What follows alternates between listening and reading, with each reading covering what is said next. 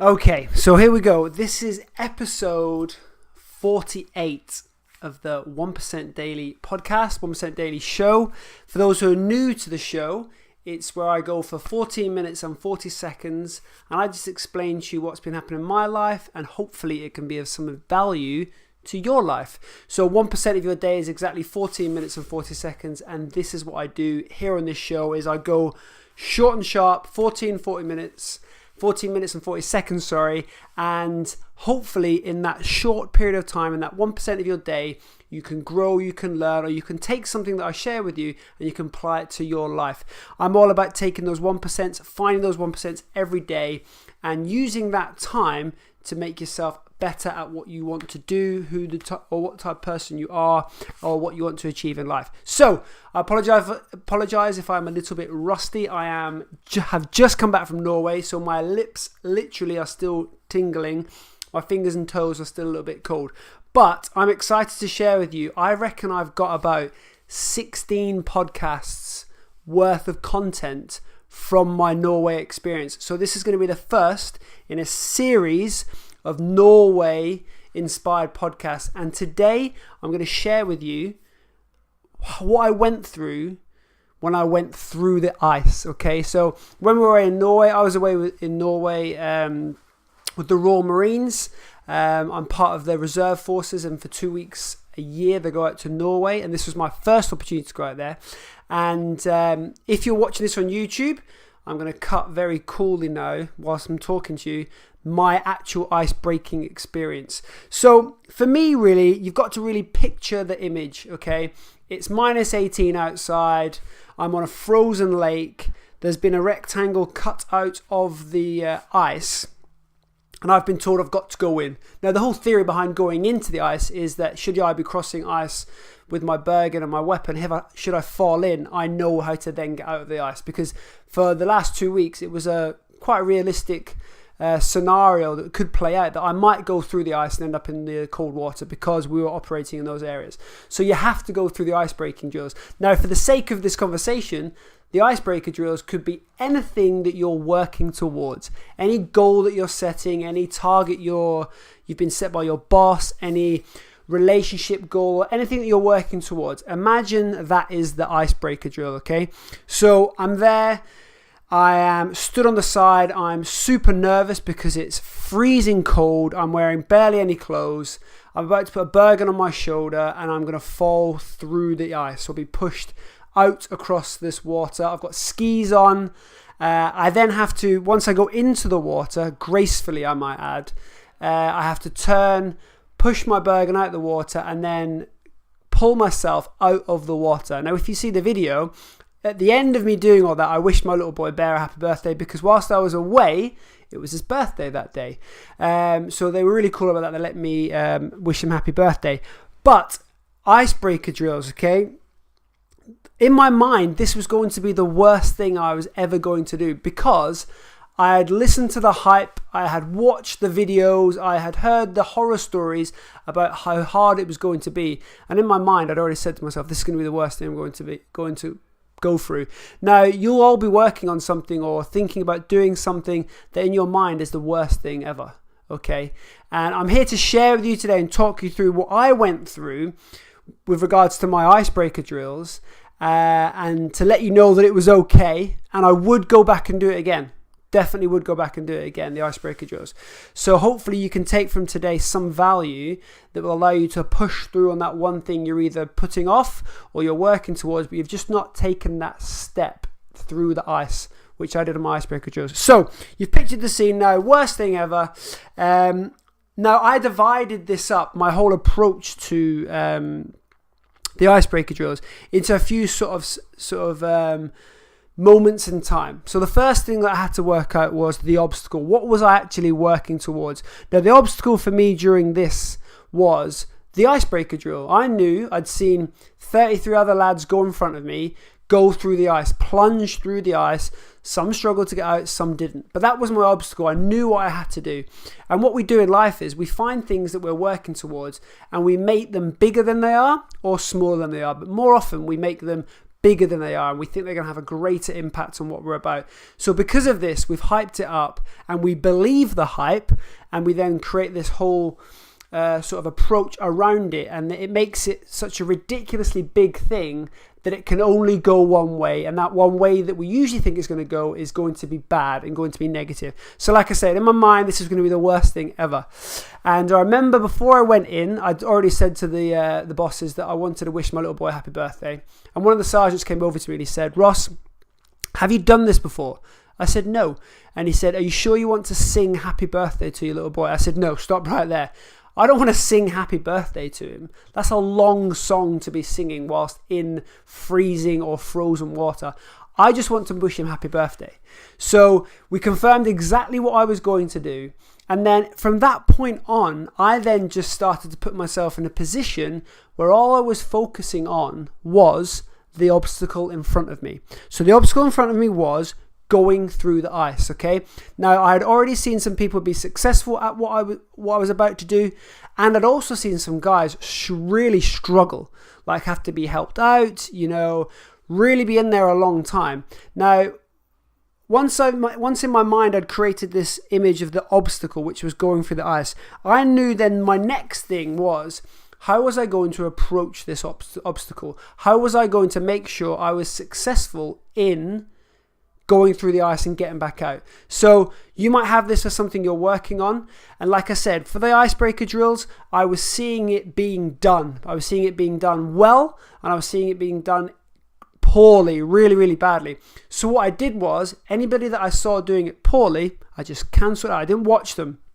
I only wanted to know and visualize in my mind the people who were being successful. So the people who were able to go into the ice, turn around, get their Bergen out, use their poles to pull themselves out, get a grip of themselves, and then get out the Oggen, okay? Get out the water. That's all I was interested in.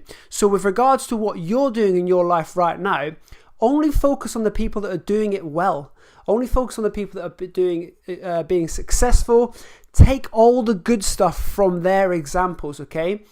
Don't surround yourself with people who are doing it wrong. Don't get caught up on the negativity, all the bad stories, all the problems that could go wrong. Just focus on the positive there and then. So I was fully prepared now to go into the Oggen. I was breathing well. So with regards to going into the water, they talk about the biggest problem you actually have is getting your breath. And what happens is people are really focused on breathing in. They forget to breathe out. So I was told that, look, there's a whole Wim Hof technique about cold water and breathing. So I spent a couple of minutes before my icebreakers drills just getting my breath. I was oxygenating my blood, which meant I had good oxygen in my blood. I was in control of my breath. And as you see in the video, I step up in control. So I step up, I take the Bergen, put it on my shoulder, I take the ski poles. I'm in control of everything through that motion, through the icebreaker drills. Stuff's been handed to me, but I'm in control of it ultimately. I then line up, and in my own time, I step into the water. I'm in control the whole way. So when you're doing this thing in life that you're maybe questioning or maybe you're thinking about doing, do it your way and do it with control, okay? So I'm into the water, and that was, so far we've looked at the obstacle being the ice. The approach and prep, talked about my breathing, talked about taking control. I talked about how I was feeling as I went in. And then the execution is take that step, okay? Now, literally, I had to take a step in my skis into the water. Now, guys froze, literally and metaphorically. They froze on the edge of the water and couldn't take that step.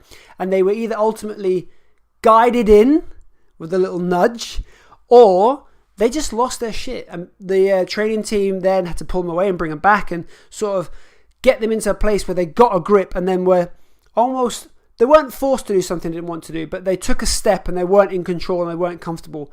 You can then imagine what type of experience they had in the water, okay?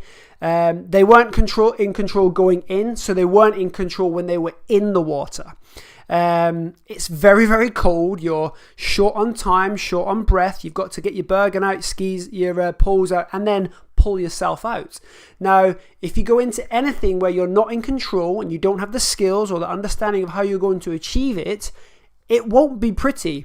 And it wasn't pretty for some people. Now, I'm not saying that I was lucky. I was saying that Mine wasn't the prettiest, but I got in, I got out within a short period of time, which is what needed to be achieved, okay?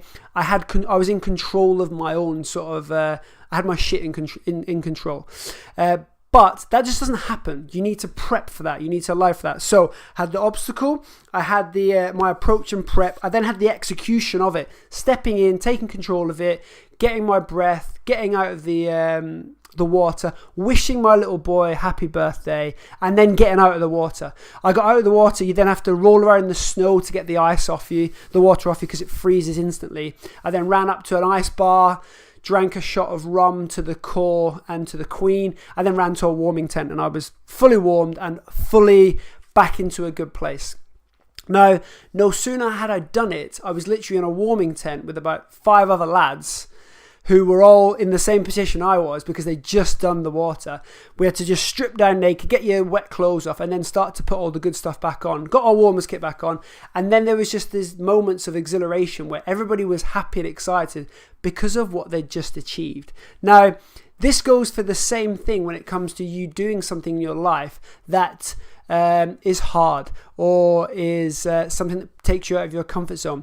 So I know you will be working on some things right now which take you out of your comfort zone, and you've been putting it off. You've not been taking that step through the ice, through the water. Now, and I'm encouraging you to do this, and I'm encouraging you to take this approach. So remember, what is the obstacle? Whether it's a conversation with your wife, maybe it's a meeting with your boss at work, maybe it's a meeting with your personal trainer, okay, because you've got some stuff to work out. That's your obstacle. Work out what the preparation is, work out what the approach is for that to happen, then go through the execution of how it's going to go down, how it's going to play out, and then there's the aftermath, and the aftermath's where the good stuff happens, because that's where you learn what type of person you are. So for me, people ask me how cold was the water. I couldn't tell you how cold the water was. It was probably about 0 to -1 degree, because any lower than that and it would have just been frozen solid. So it was cold, but because I was in such control of what needed to be done, the pain, you could say, of being cold was superseded by the importance of getting out, wishing my little boy happy birthday, and then getting myself out of the water and into my warm clothes. So I had a really strong purpose to get out of the water, to be in control. My why was my little boy Bear. I wanted to wish him happy birthday. I wanted to look in control. I also wanted to give the people around me, the training team around me, a good impression that I was a good Marine and I had control of what I was about. And I think that was achieved. And I know you will have these moments in your life where you can just get a grip of your stuff, take control, execute on what you're trying to do, and then sit back and be like, do you know what? That was good. Do you know what? I was good. And give yourself a little pat on the back, because a lot of us won't celebrate success. We don't celebrate success. We never celebrate success on our own. But actually, you should reward yourself, whether it's a beer, whether it's a present, whether it's some, a cookie or something that you like. But you should reward yourself for what you just did. The reward for me was seeing Bear's face when I sent him the video to wish him happy birthday. That was the reward for me. He loved it, and that's what I wanted to get out of it. But I want you now to take away from today's 1% Daily Show is your takeaway, your homework is, what is that one thing that you're working on, or you're wanting to work on, wanting to take a step towards, that you've just not done it. You've just not stepped through the ice. You've not taken that step into the cold water. I want you to do it. If you're worried about it, go through my steps, okay? What is the obstacle? Write it down. What is your approach going to be? What's your prep going to be? What's that going to look like? What does the ideal execution of it look like, okay? So for me, I had built up a visualization of what it was going to look like in my mind. Me going into the water, taking the Bergen off my right shoulder, using my right arm to push it out of the water, turning, putting both the ski poles in my arms, daggering out, pulling myself up, presenting myself, giving off my number and my name, who I am, and then wishing my boy happy birthday, and then climbing out, getting my leg out on the side, pulling myself out, and running and rolling in the snow. Now, you need to get that specific when you're talking about what you want to achieve and what you're looking to improve on, okay? So your homework is find that thing that you're working on, take that step, but go obstacle, approach, execution, aftermath. enjoy the aftermath. What was it all about? What was good about it? Give yourself a pat on the back. This has been 14 minutes and 40 seconds. I am Roscoe. This is the 1% Daily Show. This is episode 1 of the Norway podcast series coming your way. Guys, remember, life is one big game. Make sure you play it your way and maximize your potential. See you all soon. Bye-bye.